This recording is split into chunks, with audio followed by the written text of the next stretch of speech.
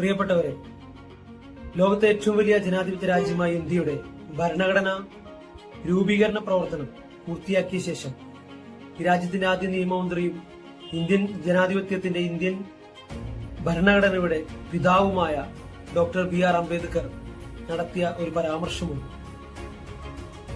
സാമൂഹ്യ ജനാധിപത്യത്തിന്റെ സോഷ്യൽ ഡെമോക്രസിയുടെ അടിത്തറയിലല്ലാതെ രാഷ്ട്രീയ ജനാധിപത്യത്തിന് നിലനിൽക്കാൻ കഴിയില്ല എന്നാണ് അദ്ദേഹം പറഞ്ഞത്. ഇന്ത്യക്ക് സ്വാതന്ത്ര്യം ലഭിച്ചതു മുതൽ ഇന്ന് വരെ ഈ രാജ്യത്ത് നിലനിന്നുകൊണ്ടിരിക്കുന്നത് രാഷ്ട്രീയ ജനാധിപത്യമാണ്, പൊളിറ്റിക്കൽ ഡെമോക്രസിയാണ്. എന്നാൽ സാമൂഹിക ജനാധിപത്യത്തിന്റെ അടിത്തറയിലല്ലാതെ പൊളിറ്റിക്കൽ ഡെമോക്രസിക്ക് അധികം എക്സിസ്റ്റൻസ് ഉണ്ടാകില്ല എന്ന അദ്ദേഹത്തിന്റെ ദീർഘവീക്ഷണത്തിന്റെ തെളിവാണ് ഇപ്പോൾ RSSന്റെയും BJPയുടെ നേതൃത്വത്തിൽ സംഘപരിവാർ ഇന്ത്യയുടെ ജനാധിപത്യത്തെ വളരെ ഗ്രാജുവലായി അട്ടിമറിക്കുന്നതിന്റെ രംഗങ്ങൾ നമ്മൾ കണ്ടുകൊണ്ടിരിക്കുന്നു. ഇന്ത്യ അനുഭവിച്ചുകൊണ്ടിരിക്കുന്ന പൊളിറ്റിക്കൽ ജനാധിപത്യത്തിൽ നിന്നുകൊണ്ട്